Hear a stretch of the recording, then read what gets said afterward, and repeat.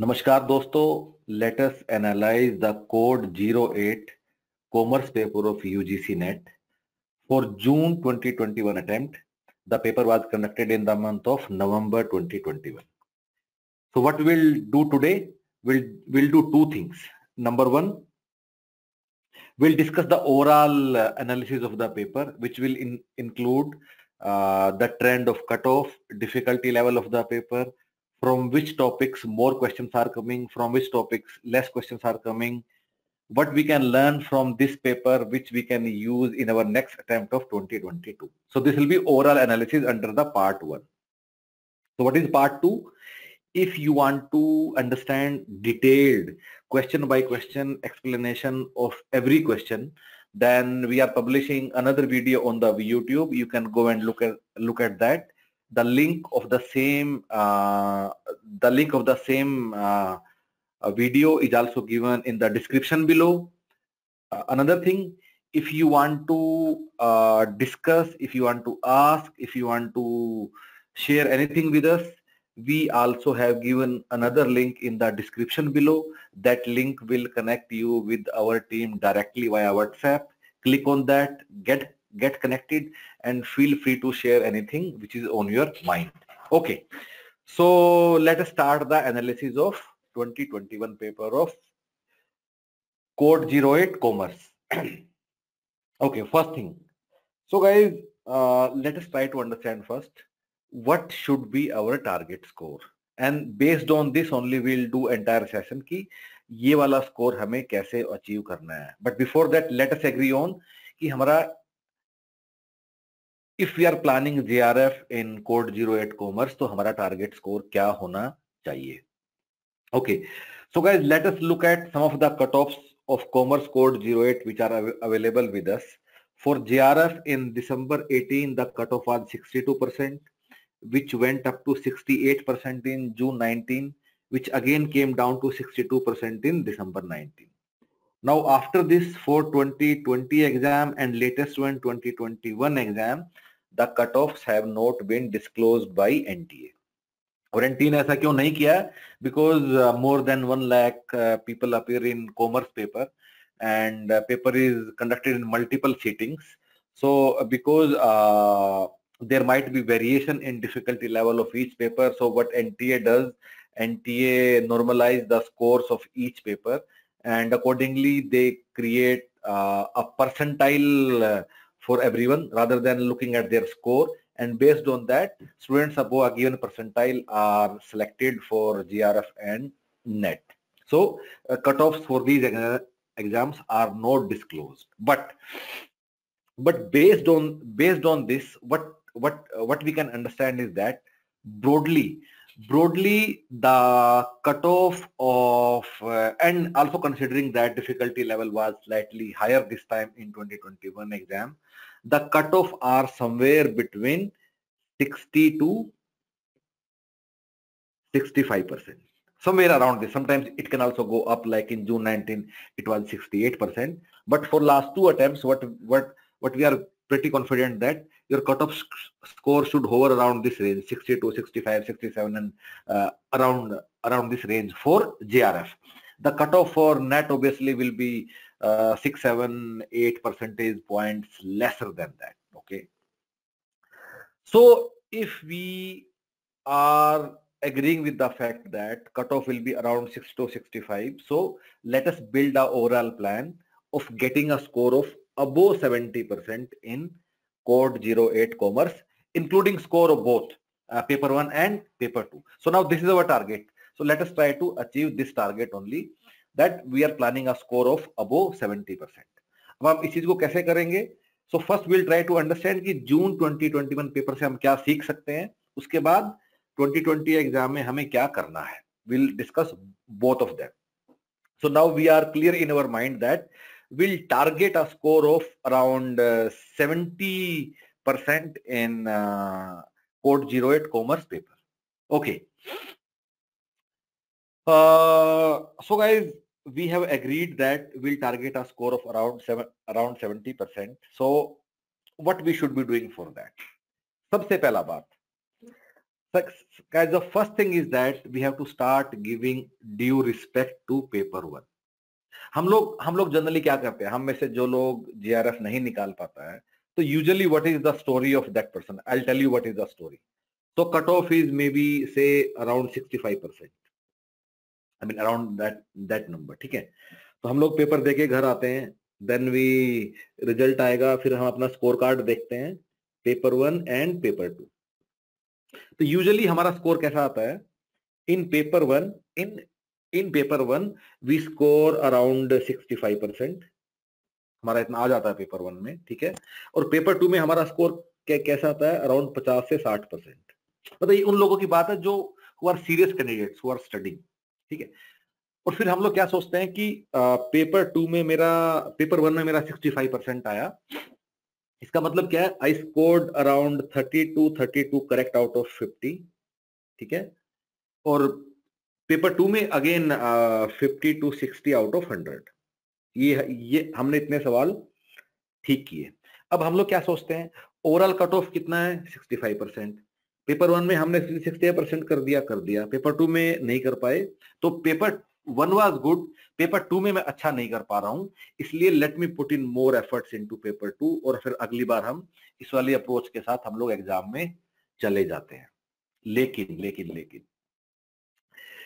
लेकिन my dear friends, होता क्या है कि if you are getting a score of 32 correct out of 15 paper 1, you are not doing a good job. This is not a good score. We have to target a score of around 40 out of 50 in paper 1. So this is the first thing which we have to do. So हम लोग ऐसा आपको क्यों बोल रहे हैं कि paper 1 में आपको ये स्कोर बढ़ाना है बजाय कि getting that extra mark in paper 2? इसके 3 कारण हैं. नंबर 1, पेपर 1 में दिस इज अचीवेबल टारगेट, ये आप अचीव कर सकते हो. सो गाइज, अगर आपको एक एडिशनल मार्क पेपर 1 में बढ़ाना है और उसके लिए मान लो आपको x एफर्ट लगेगा, आपको x आवर्स की पढ़ाई करनी है, और पेपर 2 में अगर एक नंबर बढ़ाना है तो आपको कोरस्पॉन्डिंग 3x एफर्ट्स लगता है. So ROI of studying and getting that incremental mark in paper 1 is more than the ROI of paper 2. This is the first reason why we are advising so. Second thing, I'll ask you to do something. So go to website of Human Peritus. So एक बार आप Human Peritus की website पे आएंगे, and on this page we have published interviews of more than 200 guys. तो इसमें who have already cleared GRF or NET. आप इसमें commerce वाले लोगों को फिल्टर आउट कर लीजिए, ठीक है. So there are many guys. So आपको क्या करना है? ऑब्वियसली आप सब इंटरव्यूज तो नहीं देख पाओगे in the interest of time. आप इसमें से कुछ देखिए, 2, 4, 5, 10 आप कुछ देखिए, ठीक है. And obviously they will speak nice things about human Peritus. So that is not our objective of asking you to watch this interviews. हम आपको क्यों बोल रहे हैं? आप देखोगे कंसिस्टेंटली हर एक बच्चा जिसने एग्जाम निकाला है वो आपको ये बात कहेगा कि पेपर 1 को ध्यान दो. So guys, first thing which we learn is that to get a score of around 70%, we'll target a score of around 40 out of 50 in paper 1, which will correspond to around 80% in paper 1. आगे बढ़ते हैं. So this is our introduction. So who we are specializing in management and commerce subject for last 10 years. So guys, हम लोग क्या करते हैं? We are because our specialization is in management and commerce subject, so we advise you for different UGC NET exams like Code 17 Management, Code 08 Commerce, Code 55 HRM and Labor Welfare, then a lot of HR, Marketing, Accounts Officer exams of PSUs. Then we also do a lot of recruitment exams of UPSC like Assistant Labor Commissioner, EPFO, Store Officer, Admin Officer, ESIC, and so on. So with this expertise of management and commerce subject, Human Peritus has emerged to be a trusted advisor for everyone for last 10 years. So let's move on now.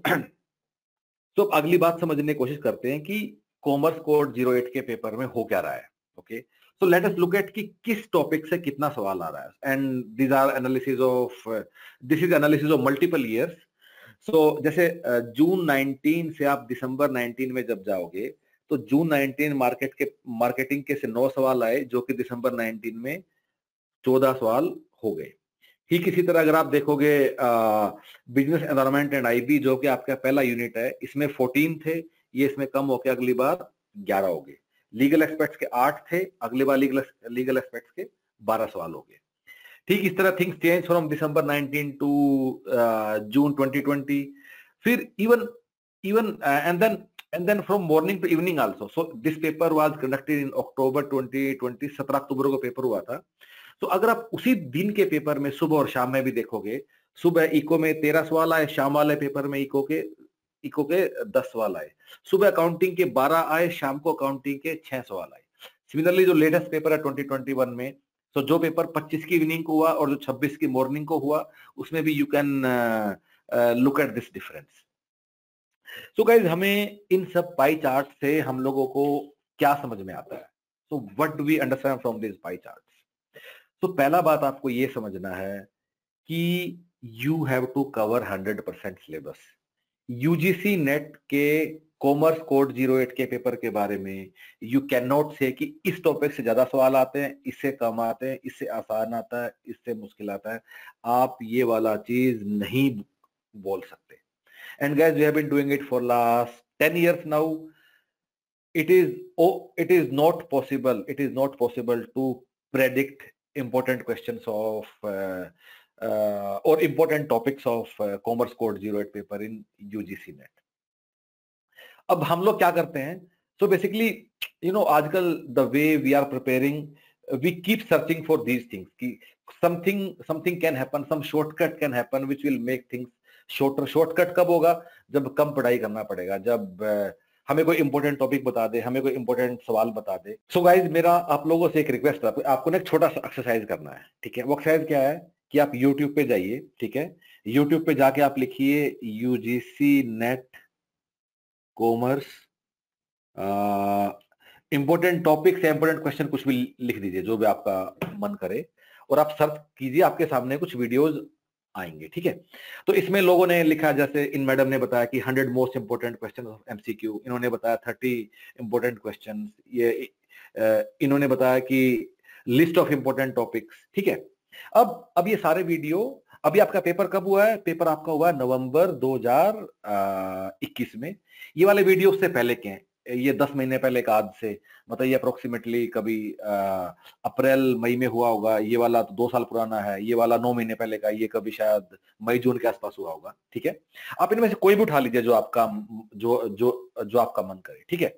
आप और एक बार वो पूरा video देखिए, और अभी paper भी आपके पास है, राइट? अभी पेपर आपके पास है, तो question paper is available with you. अगर नहीं है तो ह्यूमन पैटर्स को ईमेल कर दीजिए, हम आपको पेपर भेज देंगे लेटेस्ट वाला आंसर की के साथ, ठीक है?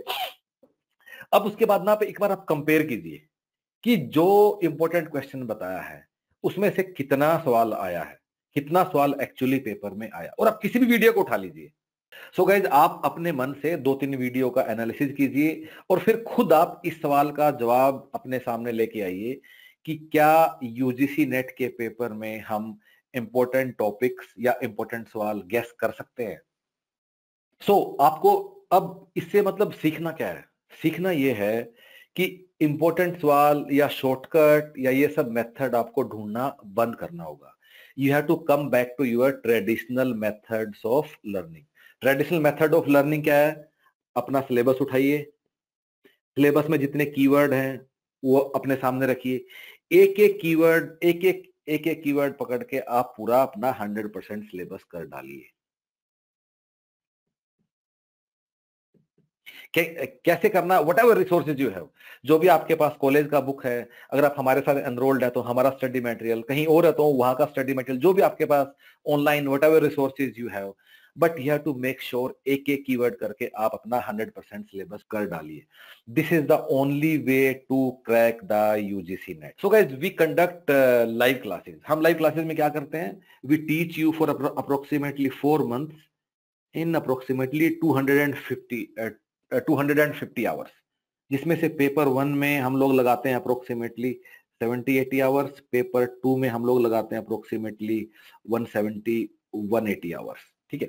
अब जो आप लोगों का 100% सिलेबस कवर करना है, वो इससे कम टाइम में हो ही नहीं सकता। आप कोई भी एग्जांपल, कोई भी टॉपिक, जैसे आपके बिजनेस फाइनेंस में टॉपिक है छोटा सा, वैल्यूएशन ऑफ बॉन्ड्स। अब आपको वैल्यूएशन ऑफ बॉन्ड अगर पढ़ना है and you want to have this confidence कि इसका सवाल मेरा 100% ठीक हो जाए, तो उसको पढ़ाने में 1 घंटा लगेगा ही लगेगा। उसको आप छोटा नहीं कर सकते। And in fact this is the reason कि यूजीसी नेट के कोर्स में क्रैश कोर्स और ये सब चीजें भी कभी काम नहीं करेगा। हमारे पास काफी लोग फोन करते हैं, एग्जाम से 1 महीना पहले हमें फोन आएंगे कि अभी 1 महीना बचा है, मैंने कुछ पढ़ाई नहीं किया, तो मैं क्या कर सकता हूँ। So we tell very honestly कि आप ज्यादा कुछ नहीं कर सकते हो। आप शायद 1 महीना भी खराब मत कीजिए, मे बी अगले अटेम्प्ट से आप सीरियसली पढ़ना शुरू कर दीजिए, क्योंकि 1 महीना में नहीं होगा। तो इसलिए हम लोग at human Peritus we never do any crash course, क्योंकि क्रैश कोर्स का मतलब क्या है कि आप कुछ छोड़ोगे, right? You will leave out on couple of things. वो छोड़ोगे कैसे? Then you will make some assumptions कि ये इंपॉर्टेंट, ये इंपॉर्टेंट नहीं है, and that is where your entire mistake lies, that is where your entire misconception lies, कि मैं इंपॉर्टेंट ढूंढ सकता हूं, मैं कुछ शॉर्टकट निकाल सकता हूं। सो और again another thing, so till year 2014-15 तक क्या होता था कि paper was conducted by UGC net around 2016 तक। तो paper was totally keyword based, ठीक है? कीवर्ड बेस्ड का मतलब क्या कि कुछ कीवर्ड याद किया, बस वो चले गए, समझ के एग्जाम में सवाल हम लोगों ने कर लिया। फिर यूजीसी नेट से paper was taken over by CBSE, फिर पेपर का लेवल कुछ बेटर हुआ, ठीक है? अब सीबीएसई से एनटीए ने ले लिया, and now since the time NTA has taken over, the paper has become totally conceptual. इसलिए आप देखोगे कट ऑफ भी अब थोड़ा कम ही होना शुरू हो गया है। तो पहले 70s को टच करता था, अब you will always see cut off 60s के आसपास ही कुछ, इसे कुछ आसपास रहेगा, because paper is becoming more and more conceptual. अब आपको चीजों को समझना ही होगा। अब आप कोई सो कॉल्ड, हम लोग, again this is very glorified word like smart study, हमें स्मार्ट स्टडी करना है। क्या smart study? There is nothing like smart study. Religiously सारा सिलेबस करना है, बस वही स्मार्ट है। There's nothing like smart study. So and अब क्योंकि पेपर कीवर्ड बेस से कॉन्सेप्चुअल बेस हो चुका है, now it is even more important कि आपको हर चीज अब समझ के आपको पूरा सिलेबस करना है। And this is the reason why some of us keep failing, दोबारा फिर देंगे, तो दोबारा फिर देंगे, वो सब बार बार हम लोग अपना पेपर देते रहते हैं। कुछ लोगों ने पंचवर्षीय योजना इसको बना दिया। क्यों बना दिया है? Guys, remember, यूजीसी नेट एक प्रेडिक्टेबल पेपर है। UGC NET is not like civil services, UGC NET is not like IIT JEE, UGC NET is like your CAT का एग्जाम जहां थोड़ा दिमाग लगेगा, बिल्कुल वो इतना नहीं है। अगर आप 3-4 बार अटेम्प्ट देने के बाद भी आप लोग नहीं कर पा रहे हो, इसका एक ही कारण है कि probably you are trying to find some shorter way of doing things. तो हमारी आपसे क्या रिक्वेस्ट है, एक ही बार पढ़िए, 3-4 महीने पढ़िए, दिल लगा के पढ़िए, 100% सिलेबस कीजिए, पहली बार में पास कीजिए और जीवन में कुछ और कीजिए। इसी पे मत अपना सारा टाइम लगा दीजिए जीवन का, मैं पिछले 3 साल से यूजीसी नेट के लिए लगा हुआ हूं। It is not required, absolutely not. अगर आप सीरियसली अपना अटेम्प्ट दे रहे हैं, there is absolutely no need to do all these things. I hope I have communicated my point. 100% syllabus cover करना है। और अगर आपको कोई भी ऐसा चीज, जैसे यूट्यूब है, पहली बात तो यूट्यूब से पढ़ना ही छोड़ दीजिए। आप पूरा पढ़ाई करने के बाद यूट्यूब से कुछ जरूर जाके देख सकते हो कि मैंने कितना पढ़ा, असेस करना है, कुछ क्वेश्चन वो सब कर सकते हो, लेकिन पढ़ाई करने के लिए यूट्यूब से पढ़ना आप लोग बंद कर दीजिए। हाँ, आप ये जरूर कर सकते हो यूट्यूब पे कि आप डिटेल में 100% सिलेबस कर रहे हो, उससे मुझे कोई चीज समझ में नहीं आया, मुझे सीएपीएम पढ़ के भी समझ में नहीं आया, तो YouTube पे जाके मैं उस टॉपिक को अच्छे समझने के लिए YouTube का मैं प्रयोग कर सकता हूँ। That is very good idea. लेकिन अगर आप YouTube पे जाके important question, important topic, shortcut या कुछ ऐसे वीडियो जो बोलते हैं कि मैं पूरा इनकम टैक्स करा दूंगा 2 घंटे के अंदर, ये सब मत कीजिए। क्यों नहीं कीजिए? उससे सवाल नहीं आएंगे तो कम सवाल आएंगे, इतने आएंगे जिससे आपका पेपर पास नहीं होगा। Okay, let's move on to next point now. So guys, there is another thing which we do कि हम लोग क्या करते हैं, हर एक यूजीसी नेट के बाद हम लोग एक एनालिसिस करते हैं कि अगर किसी ने सिर्फ हमारे साथ अपना पढ़ाई किया होता और कुछ भी नहीं छुआ होता, कोई दूसरा बुक नहीं, कोई प्रीवियस पेपर नहीं, तो एग्जाम में कितने सवाल वो कर पाता। So this number was 93% in June 19, then it went down to 89%, then 92%, then 94%, 93%. So for June 21 morning it was 94 and for evening it was 93%. तो गाइज हम लोग जो बोल रहे हैं कि हमारे कोर्स से अच्छा हमारे कोर्स का क्या मतलब है? So whatever we are teaching you for 4 months in live classes या whatever we are giving you in form of study material या ऑनलाइन क्वेश्चन बैंक, वो सब जो आपको करना है, तो उसमें से कितना कवरेज है पेपर में, अगर भी उसके अलावा कुछ भी नहीं छूटा तो। अब हम लोग ये एनालिसिस क्यों करते हैं? ये हम आपके लिए नहीं करते हैं, हम अपने लिए करते हैं कि हम जो आपको चीजें बता रहे हैं पढ़ने के लिए उसमें से सवाल आ भी रहा है नहीं, तो इट्स आवर असेसमेंट, हमारा ये analysis, it's not our selling point कि इसमें से आप कर लो तो पेपर आ जाएगा, ठीक है। लेकिन why as you can see कि कंसिस्टेंटली हमारा 85 to 90% कवरेज होता है। ऐसा क्यों होता है? ठीक, ह्यूमन पेरिटस कभी आपको ये नहीं बताता कि ये इंपॉर्टेंट सवाल है, ना ह्यूमन पेरिटस कोई इंपॉर्टेंट टॉपिक्स बताता है, नहीं हमें पता है पेपर के बारे में ऐसा कुछ। फिर 85 to 90% कवरेज कैसे है? इसका एक ही साधारण सा कारण है, हम लोग 100% सिलेबस करवाते हैं। हम आपको क्लास में बैठ के 250 घंटे पढ़ाते हैं, कुछ भी नहीं छोड़ते हैं। जो कीवर्ड दिया है उस कीवर्ड के अराउंड एक बाउंड्री बनाते हैं, सोचते हैं कि इसके अंदर क्या क्या होना चाहिए, और उस चीज को आपको पढ़ते हैं, पढ़ने के लिए बोलते हैं। This is the only reason why there is such a good coverage, because हम 100% सिलेबस करवाते हैं। If you want to understand about our program कि कैसे हमारा प्लान है, क्या क्या करते हैं, वेबसाइट पे चले जाइए and you can look at that. One last point, ठीक है, लास्ट पॉइंट क्या है कि क्या यूजीसी नेट का पेपर डिफिकल्ट है? हम लोग पेपर के बाहर आते हैं, देन वी स्टार्ट डिस्कसिंग कि अब यार पेपर में ये नया था, इस तरह के सवाल थे, रीजन असर्शन था, मल्टीपल चॉइस वाला फॉर्मेट था, ये था, और ये सब बातें करते हैं। सो यूजुअली हम लोग हर बार पेपर का थोड़ा एनालिसिस भी करते हैं, कितना मुश्किल है, कितना आसान है, कितना टफ है, ठीक है। तुम्हारे पेपर 2 में 100 क्वेश्चन है, ठीक है। यूजुअली आपके पेपर में क्या होगा, आपके 5 से 10 सवाल होंगे जो आसान होंगे। आसान का मतलब है अगर नहीं भी पढ़ाई करोगे, क्योंकि तुम लोगों ने कॉमर्स में एमकॉम वगैरह किया, तो हो जाने चाहिए, ठीक है। 85 to 90 क्वेश्चन आपके, सॉरी 80 to 85 क्वेश्चन होंगे, 80 to 85, जो कि एवरेज डिफिकल्टी लेवल होगा। एवरेज डिफिकल्टी लेवल का मतलब क्या है कि वो वाला सवाल हर किताब में दिया होगा। अब जो भी किताब पढ़ते हो, if it's like reasonably okay book, तो उसमें वो वाला सवाल दिया होगा। जैसे कि सीएपीएम हर एक किताब में होगा। अगर आप एचआर पढ़ रहे हो तो जॉब डिस्क्रिप्शन और जॉब स्पेसिफिकेशन में क्या फर्क है, ये हर एक किताब में होगा। रिक्रूटमेंट और सिलेक्शन में क्या डिफरेंस है, वो हर एक किताब में होगा। So like this is what we generally know and which is given in every book. फिर एक कैटेगरी आती है टफ की। टफ में क्या होगा, आपके 8-10 क्वेश्चन आपके टफ में। अच्छा, टफ में हम किसको हम लोग गिन रहे हैं अभी फॉर अवर डिस्कशन? टफ में हम लोग 2 तरह के सवाल गिन रहे हैं। पहला, कई बार एक सवाल आएगा beyond what we can know या beyond what we can understand. जैसे अब की बार एक सवाल आया था कि कोई रिपोर्ट था यूएनडीपी या डब्ल्यूटीओ का, कि उस रिपोर्ट के हिसाब से per capita income, latest report था कि उसका ऑर्डर क्या है, which countries higher which countries lower. अब ये वाला सवाल किसी को नहीं आएगा, क्योंकि वो हम लोग जनरली नहीं पढ़ते हैं। या फिर अनदर एग्जांपल कैन बी, हम लोग पोर्टफोलियो थ्योरी पढ़ते हैं, राइट। अब हर एक बुक में मॉडर्न पोर्टफोलियो थ्योरी होना चाहिए, एमपीटी, राइट। लेकिन अब शार्पे इंडेक्स मॉडल होता है, वो हर बुक में नहीं होता है। तो अगर सवाल शार्पे इंडेक्स मॉडल का आया तो उसको भी हमने टफ में डाल दिया। So this is one reason of being it tough. दूसरा क्या है कि ऑल्दो पेपर का लेवल पहले से काफी अच्छा हो गया, लेकिन तब भी कई बार एनटीए पुअर क्वालिटी क्वेश्चन भी फ्रेम करता है कि कई बार more than one answer correct होंगे, या एनटीए की आंसर की में कोई आंसर करेक्ट होगा, एक्चुअली कोई दूसरा आंसर करेक्ट होगा, और अनफॉर्चुनेटली एनटीए बाद में मानता भी नहीं है आंसर की चैलेंज के बाद अपनी गलती। बट ठीक है, वो सब है। तो एक ये दूसरा टाइप ये है। तो ये 8 से 10 सवाल है। तो हम लोग जनरली क्या करते हैं कि हम लोग एग्जाम से बाहर आते हैं और हम बोलते हैं कि ये वाले सवाल आ गए इसलिए पेपर सब हो गया मेरा, टफ हो गया। लेकिन गाइज याद रखिए, आप पेपर में फेल इसलिए नहीं हुए कि आपको ये 8 से 10 टफ नहीं आते थे।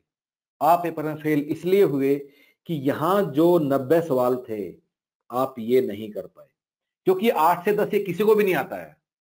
8 से 10 और ये हर बार आएंगे 8 से 10, आप कुछ भी कर लीजिए। अगली बार अगले अगले पेपर में फिर आएंगे, पता नहीं कहां से कोई सवाल उठ के आ जाएगा। बट ये सवाल डिसाइड नहीं कर रहे हैं कि किसको जेआरएफ मिलेगा किसको नहीं मिलेगा। जेआरएफ किसको मिलेगा किसको नहीं मिलेगा इसका फैसला इन 90 सवालों से हो रहा है। So stop worrying about these 8 to 10 question. By the way, इस 8 से 10 में आपके 2-3 नंबर तो आएंगे ही, करेक्ट। लॉ ऑफ प्रोबेबिलिटी है, नेगेटिव मार्किंग है नहीं। अगर आप बीबीबी सब में लगा दोगे, सीसीसी सब में आंख बंद के मार्क कर दोगे, तब भी 2-3 नंबर तो इसमें भी आ जाएंगे आपके, राइट।